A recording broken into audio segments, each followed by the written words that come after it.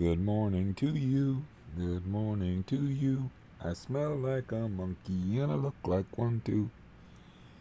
Well, I actually am recovered from whatever illness I had. I went to sleep early last night and woke up before 8 o'clock in the morning, which is cool.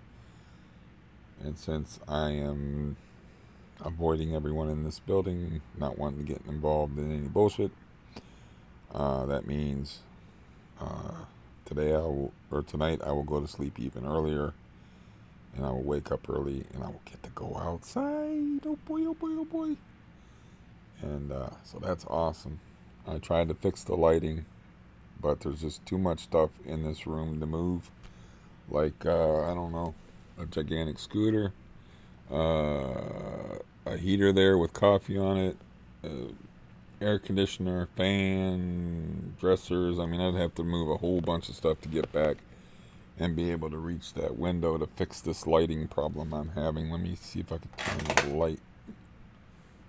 Wow, what did my brother do to this lamp? Didn't really help. Does that help? No? Okay, we'll stick with that. But, anyways, no reason for me to make a long video today. I just want to tell you that I felt better and that I got up at a decent hour. And the only thing I got, like, is a little nagging thing in my throat.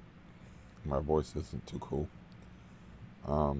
My niece had an interesting theory about this panic that's going on over this generally non-fatal disease, unless it attacks somebody that has, um, I don't know. That's our first death here. The guy was 76. If you're old and you have underlying health conditions, and the two are easy bedfellows, or if you have just underlying health conditions like me, then maybe you want to be careful when you want to worry. But if you're healthy, you'll just get sick. And I looked up the population for Stark County. The county that I live in is 366,000 people. We've had 8 cases. And yet the stores and the shelves are bare. It's just like my niece's idea was that people just enjoy that apocalyptic rush, and then the media feeds into it, and now the state is just banning everything. And I talked to her, and I was like, well, I'd like to think it's about us wanting to protect the elderly and the people like me and um, people with health conditions. And she goes like, no, I don't think that's it at all. I think it's good fodder for the media. And um, it's just that people enjoy that. They enjoy that excitement. It's like when the lady upstairs, how people like to have drama. They like to have excitement. Their life, a lot of our lives, and believe me, mine is very boring. Not that exciting. Now we got that excitement. It's like the lady upstairs when she's talking about falling through the ceiling with her bathtub. And then I joked about it with this guy over here, and then this guy gets all excited and he goes around my back and calls the landlord, and I end up with broken toes that are hurting me right now because of this woman's bored upstairs. You know, and now it's like that's a microcosm of what's going on now. It's like everybody's all hyper and excited, and there's nothing on the shelves. So I am again.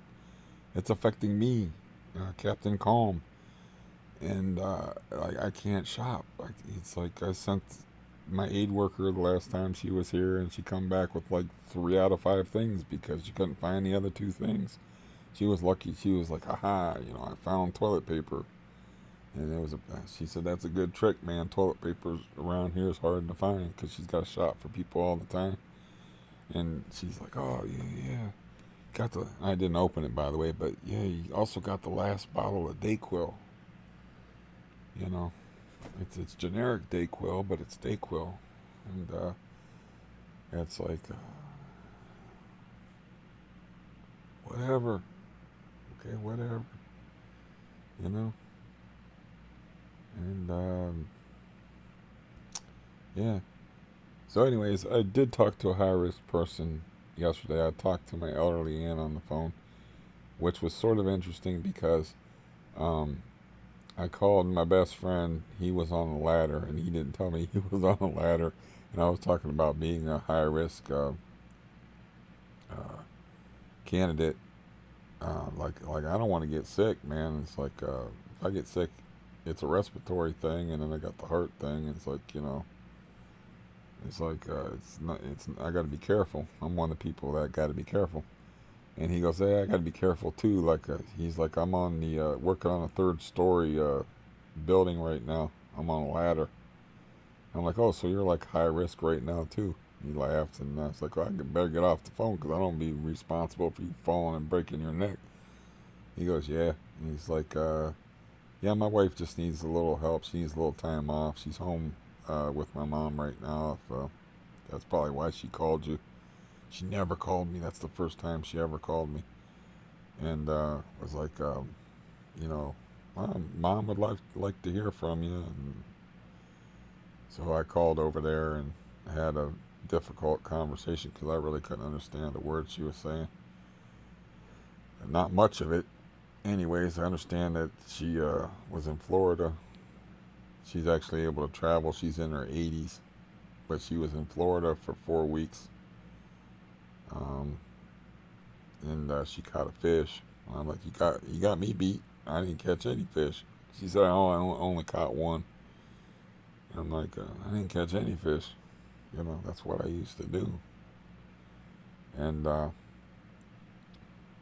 tried to say some nice things to her, and I said that I loved her toward the end of the phone call, and we were on speaker, and the daughter-in-law actually had to say, "He said he loved you, Mom."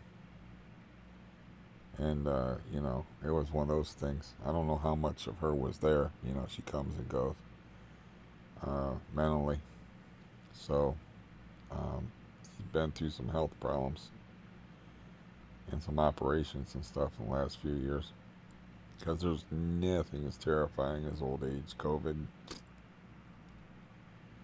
Old age is what's terrifying, and this COVID thing makes it even more terrifying.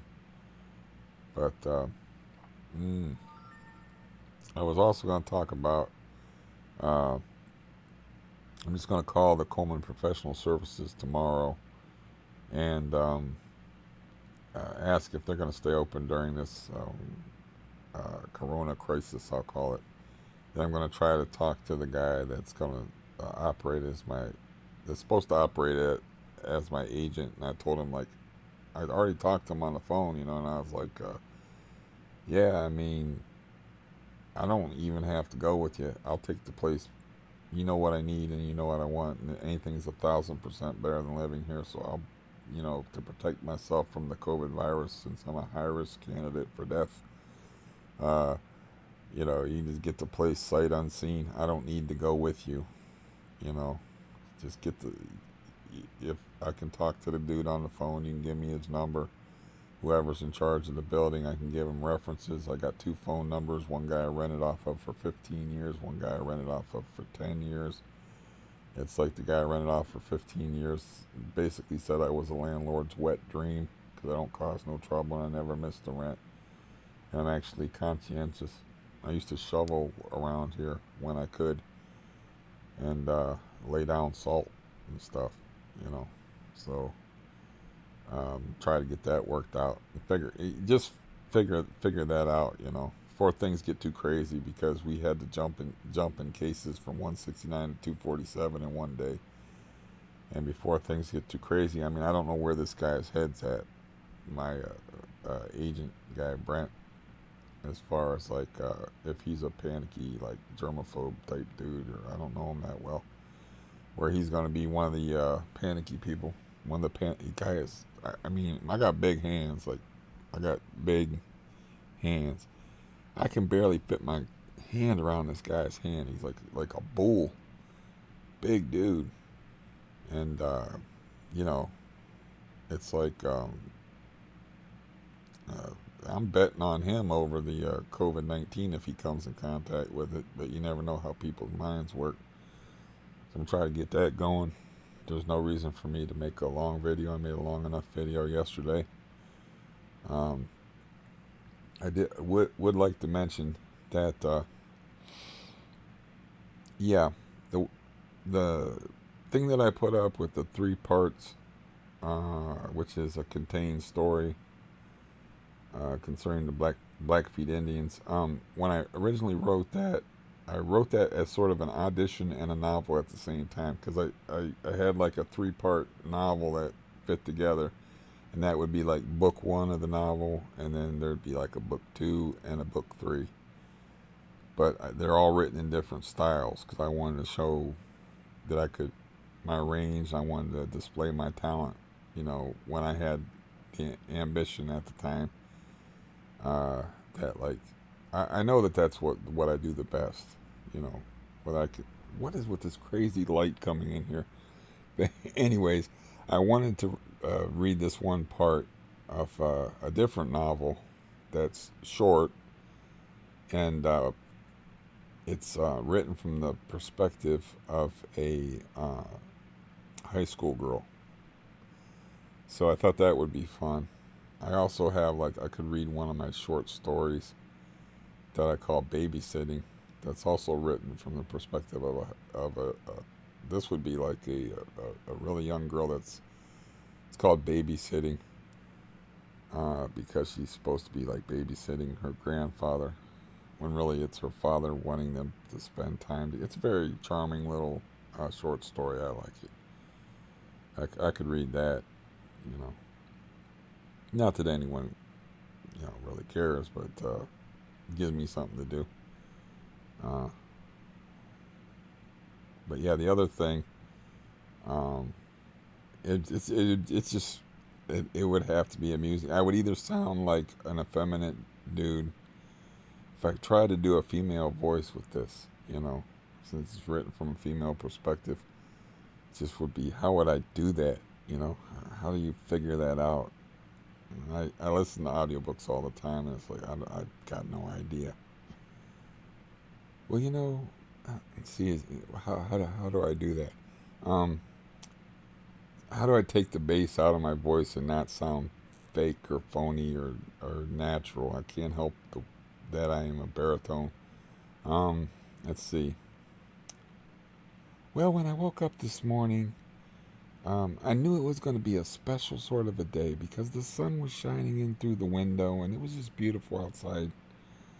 What would that be like? It could be, it could be at least funny. Me trying to do that. Anyways, that's enough of me. There's too much of me on here anyway. Um, but yeah, so I got some stuff in there anyway.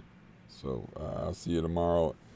Maybe I'll fight my way back and try to figure out something about the lighting in here because it's just stupid. I mean, it's ridiculous to ask anybody to, yeah, look at that. I mean, I gotta hang something up there, but I got no light in here. That's just all direct sunlight streaming in here. It's craziness. Anyways, I'll see you tomorrow. Goodbye.